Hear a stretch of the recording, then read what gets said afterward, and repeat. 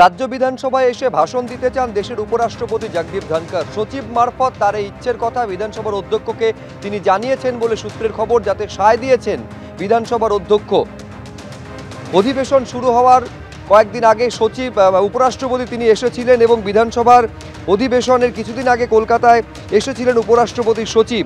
বিধানসভার অধ্যক্ষের সঙ্গে উপরাষ্ট্রপতির ইচ্ছের কথা জানান সচিব। সূত্র মারফতে খবর পাওয়া যায়, উপরাষ্ট্রপতির ভাষণ দেওয়ার সাংবিধানিক রীতি যেহেতু নেই, সে কারণে বিশেষ অধিবেশন ডাকা হবে বলে সূত্র মারফত জানা যাচ্ছে। এই বিশেষ অধিবেশনে বক্তব্য পেশ করবেন উপরাষ্ট্রপতি জগদীপ ধনখড়। নিজস্ব নয়, রাজ্য সরকারের বার্তায় পাঠ করবেন উপরাষ্ট্রপতি বলে সূত্রের খবর। কিন্তু হঠাৎ করে কেন বাংলার বিধানসভায় উপরাষ্ট্রপতি ভাষণ দেওয়ার ইচ্ছা প্রকাশ করলেন? বাংলার প্রাক্তন রাজ্যপালের ইচ্ছা প্রকাশ নিয়ে রাজনৈতিক মহলে শুরু হয়েছে জোর জল্পনা।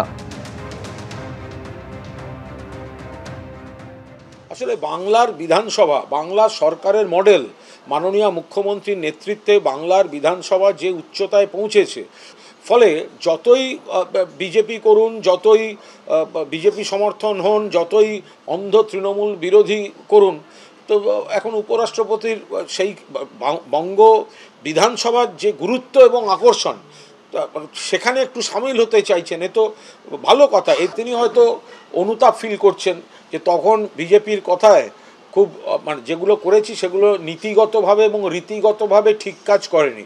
পাপের প্রায়শ্চিত্ত করার জন্য এরকম একটা, আর নিজেরও গরিমা বাড়বে, বাংলার বিধানসভার মতো একটা উচ্চ গরিমার জায়গায় বক্তৃতা দিয়ে উনি পাপের প্রায়শ্চিত্ত করতে চান। আমি আশা করব মাননীয় উপরাষ্ট্রপতি তিনি অন্তত এই সরকার বা এই মুখ্যমন্ত্রীর তৈরি করা ভাষণ পড়বেন না, এটা আমার দিক থেকে অনুরোধ থাকবে। অফিসিয়ালি যদি এটা অ্যানাউন্সমেন্ট হয়, আমি ওনাকে মেল করেও রিকোয়েস্ট করব, উইথ ফোল্ডেড হ্যান্ড এবং with due honour. He is our vice president and very educated, efficient একজন স্টেটসম্যান বলে আমি মনে করি।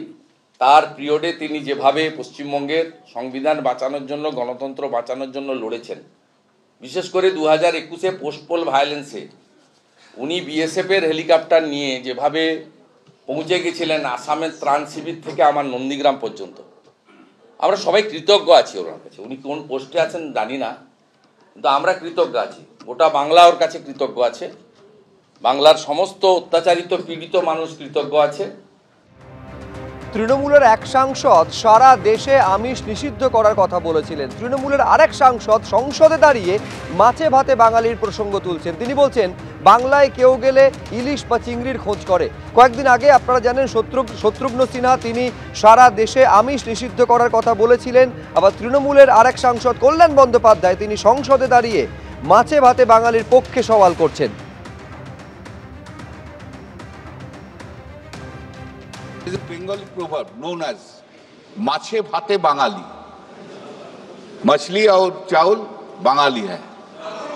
बंगाल में अरे कभी कभी सर, बंगाल में जब भी कोई जाते हैं पहले नॉन वेज, पहले क्वेश्चन है हिलसा मिलेगा, प्रॉन मिलेगा।